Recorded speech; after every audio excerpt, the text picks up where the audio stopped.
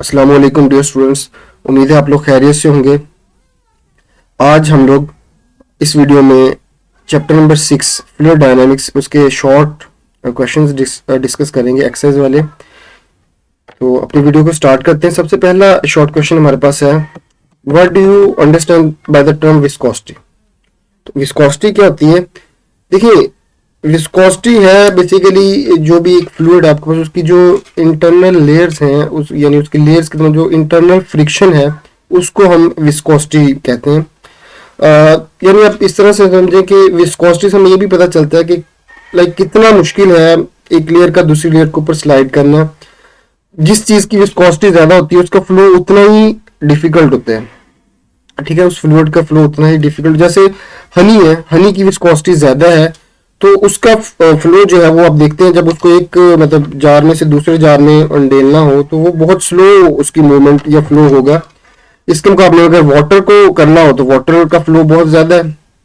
और इसी तरह से जो एयर है, एयर की विस्कोसिटी वाटर से भी कम है, एयर का फ्लो वाटर के मुकाबले में आप देखते हैं वो बहुत इजी है। तो विस्कोसिटी, ठीक है, बेसिकली क्या है वो जो भी फ्लूइड है, फ्लूइड के अंदर गैसेस और लिक्विड दोनों आ जाते हैं, उसकी जो लेयर्स है उसमें जो फ्रिक्शन है या रेजिस्टेंस है उसको बोलते हैं विस्कोसिटी। और विस्कोसिटी को हम ईटा से रिप्रेजेंट करते हैं, जो ग्रीक लेटर हमारे पास है ईटा। और विस्कोसिटी का यूनिट इसको न्यूटन सेकंड पर मीटर स्क्वायर या फिर किलोग्राम पर मीटर पर सेकंड में मेजर करते हैं। और एग्जांपल, ठीक है, viscosity of honey is greater than water. तो ये हमारे पास पहला क्वेश्चन था। नेक्स्ट हमारे पास है जी, व्हाट इज ड्रैग फोर्स, और ये किन फैक्टर्स के ऊपर डिपेंड करती है। तो सबसे पहले ड्रैग फोर्स क्या है? जब भी कोई भी चीज जो है ना एक फ्लूइड के अंदर मूव करती है तो फ्लूइड उसको एक रेजिस्टेंस ऑफर करते हैं। इसकी एग्जांपल आप इस तरह से समझ लें कि आप गाड़ी में जा रहे हैं, अपना हाथ जो है वो गाड़ी की विंडो से बाहर निकालें तो आप देखेंगे आपके हाथ के ऊपर पीछे की तरफ फोर्स लगेगी गाड़ी की ऑपोजिट डायरेक्शन में। तो वो जो रिटार्डिंग फोर्स आपके हाथ के ऊपर लग रही है, जो आपके हाथ को पीछे की तरफ धकेल रही है, उस रिटार्डिंग फोर्स को हम ड्रैग फोर्स का नाम देते हैं। और ड्रैग फोर्स को स्टोक्स लॉ ने, ठीक है, इससे स्टोक्स लॉ से हम इसको रिप्रेजेंट कर सकते हैं और ये इक्वल होता है 6 पाई ईटा आर वी। ड्रैग फोर्स किन फैक्टर्स के ऊपर डिपेंड करती है? तो ड्रैग फोर्स जो है वो डिपेंड करती है speed of the sphere, radius of the sphere, coefficient of viscosity of the medium. तो ये तीन फैक्टर्स हैं जिनके ऊपर ड्रैग फोर्स जो है वो डिपेंड करती है। नेक्स्ट हमारे पास क्वेश्चन नंबर 6.3। 6.3 में कहते हैं why fog droplets appear to be suspended in air. ठीक है, अक्सर ये जो होता है देखा होगा आपने, कैसा लगता है कि जो धुंध है या फॉग के पार्टिकल है वो हवा में मुअल्लक है, रुके हुए हैं, ठीक है, लेकिन एक्चुअल में ऐसा होता नहीं है, वो मूव कर रहे होते हैं। बट क्या होता है कि देखिए अब ये जो फॉग ड्रॉपलेट है उसका साइज बहुत छोटा होता है। तो ठीक है, अब जब एक फॉग ड्रॉपलेट नीचे आ रहा है उसके ऊपर दो फोर्सेस लग रहे हैं। एक तो इसका, ठीक है, ये जो वेट है या ग्रेविटी की फोर्स है जो उसके नीचे की तरफ इसको लेके आ रही है।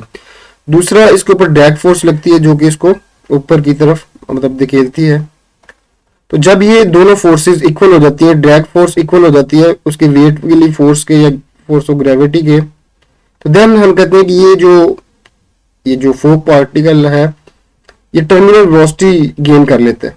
अब चूंकि इसका जो है ये जो फॉग ड्रॉपलेट इसका मास बहुत कम है तो इसकी टर्मिनल वेलोसिटी बहुत जल्दी अचीव हो जाती है, यानी वेरी क्विकली अचीव हो जाती है, जिस वजह से इसकी टर्मिनल वेलोसिटी की वैल्यू बहुत कम होती है। और हमें ऐसा लगता है जब ये टर्मिनल वेलोसिटी से मूव कर रहा होता है कि ये सस्पेंडेड है, बट ये एक्चुअली में मूव कर रहा होता है। तो ठीक है, ये हमारे पास इसका है, as the weight of the fog droplet is very small the drag force becomes equal to its weight very quickly, thus the terminal velocity is very small and hence droplet appears to be suspended। ये हमारे पास इस question का answer था। Next question हमारे पास है, explain the difference between laminar and turbulent flow. तो ठीक है, लैमिनार फ्लो जो है हमने देखा था, लैमिनार फ्लो क्या होता है? The flow is said to be laminar और streamline if every particle that passes a particular point move exactly along the same path as followed by the particle which passed those point earlier। तो उसको हम streamline flow कहते हैं, यानी हर particle जो है वो अपने से जो पहले गुजर गए उनके उन पार्टिकल्स वाला पाथ अगर फॉलो करता है एग्जैक्टली तो उस फ्लो को हम लैमिनार फ्लो कहते हैं।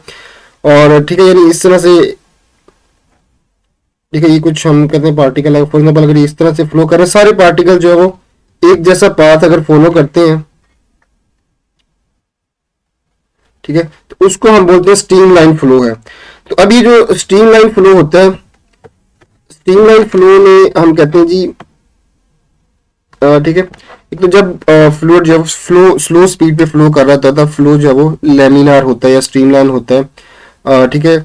और फिर इसमें जो है हम exact path of the particle उसको प्रिडिक्ट कर सकते हैं। Speed and direction of fluid particle passing through any point don't change. तो इसमें जो फ्लूइड के जो पार्टिकल मूव कर रहे हैं उनकी जो स्पीड है वो चेंज नहीं हो रही होती। तो इस तरह का जो फ्लो है हमारे पास उसको लेमिनार फ्लो कहते हैं, ठीक है। इसकी एग्जांपल भी हमने देखी थी, यानी अगर कैनाल है और उसमें वाटर ठीक है स्मूथली फ्लो कर रहा है तो उसको हम लैमिनार फ्लो कह देंगे। और इसी तरह से ठीक है, नेक्स्ट हमारे पास है टर्बुलेंट फ्लो। टर्बुलेंट फ्लो क्या होता है, कहते हैं हम कहते हैं अगर जो इरेगुलर और unsteady flow of the fluid is called turbulent flow. और इसमें जो होता है कि स्ट्रीम लाइन जो है वो एक दूसरे को मतलब क्रॉस कर रही होती है यहाँ पे टर्बुलेंट फ्लो के अंदर, और इसमें हम एग्जैक्ट पाथ नहीं बता सकते कि वो फ्लो का एग्जैक्ट पाथ क्या होगा। और इसी तरह से इसकी जो स्पीड और डायरेक्शन है वो भी पॉइंट टू पॉइंट चेंज हो रही होती है। तो ये कुछ चीजें हमारे पास ठीक है थी।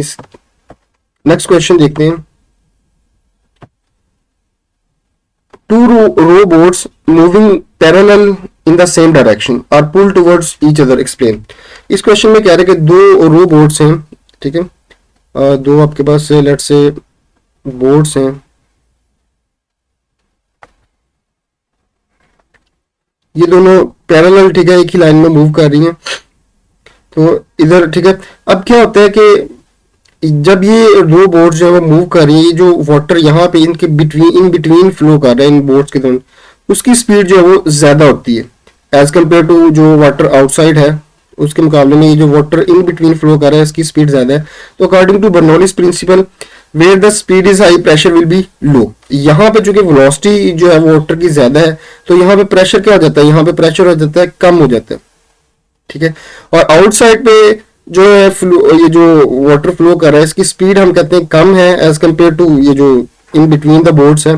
तो यहाँ पे हम कहते हैं इसकी जो वेलोसिटी कम है, तो यहाँ पे प्रेशर क्या होता है इसका, वेलोसिटी कम है प्रेशर क्या होगा इसका ज्यादा हो जाएगा। तो अब देखें यहाँ पे इन साइडों पे यानी बाहर वाली साइडों पे प्रेशर ज्यादा है और अंदर प्रेशर कम है, तो इसलिए इसके ऊपर फोर्स लगती है और ये दोनों एक दूसरे की तरफ ठीक है अट्रैक्ट होती हैं, पुल्ड होती हैं। ठीक है, ये हमारे पास इस क्वेश्चन का आंसर है।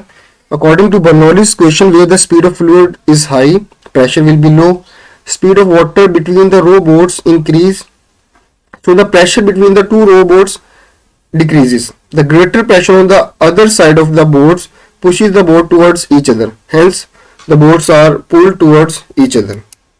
Next हमारे पास क्वेश्चन है, explain how the swing is produced in a fast moving cricket ball. तो देखिए जब वो क्रिकेट बॉल मूव कर रही होती है वो इस तरह से मूव कर रही होती है, ना सिर्फ वो आगे जा रही होती है बल्कि वो साथ साथ स्पिन भी कर रही होती है, ठीक है। तो अब अगर ये इस तरह से बॉल स्पिन कर रही है और इस तरह से एयर इस तरह से इस डायरेक्शन में एयर मूव कर रही है लेट्स से, तो देखिए जहां पे तो एयर और ये जो इसकी स्पिनिंग की डायरेक्शन सेम होती है, जैसे यहाँ पे इस पॉइंट में फ्लो की डायरेक्शन हमने कहा ये वाली है और स्पिन की डायरेक्शन भी ये है। तो यहाँ पे इस साइड पे उसकी जो स्पीड है वो ज्यादा हो जाती है एयर की स्पीड, तो इस वजह से यहाँ पे प्रेशर कम हो जाता है। जबकि जो अपोजिट साइड है जिधर मतलब अभी ये देखिए फ्लो की डायरेक्शन ये है जबकि स्पिन की डायरेक्शन इधर ये है, तो यहाँ पे ये जो एयर की स्पीड है वो कम होती है। तो अब इन दोनों ठीक है साइड्स पे स्पीड के डिफरेंस की वजह से प्रेशर का डिफरेंस आ जाता है, यानी where the speed is high pressure will be low. अब ये जो ये वाली साइड है जहाँ पे स्पिन और ये जो फ्लो की डायरेक्शन है एयर के फ्लो की डायरेक्शन सेम है, वहां पे स्पीड ज्यादा हो जाती है। स्पीड ज्यादा होने की वजह से यहाँ पे प्रेशर क्या हो जाता है, यहाँ पे प्रेशर कम हो जाता है। इधर स्पीड ज्यादा है प्रेशर कम हो जाता है, जबकि इधर जो है ये जो इसकी अदर साइड है यहाँ पे हम कहते हैं कि स्पीड कम है और यहाँ पे प्रेशर क्या हो जाता है वो ज्यादा हो जाता है। इस वजह से बॉल के ऊपर एक फोर्स लगती है, नेट फोर्स लगती है जिधर प्रेशर कम है उस डायरेक्शन में। तो इस तरह से बॉल जो है उसका पाथ चेंज होता है या उसको एक्स्ट्रा कर्वेचर मिलता है जिसको हम स्विंग कहते हैं, जिससे जो बैट्समैन है वो डिसीव होता है। नेक्स्ट जो है हमारे पास 6.10 explain the working of carburettor of a motor car using Bernoulli's principle. ये जो ठीक है कार के इंजन में कार्बोरेटर है, उसमें बेसिकली क्या होता है कि वो वेंट्री डक्ट को यूज करता है, यानी इस तरह का उसमें एक सिचुएशन है।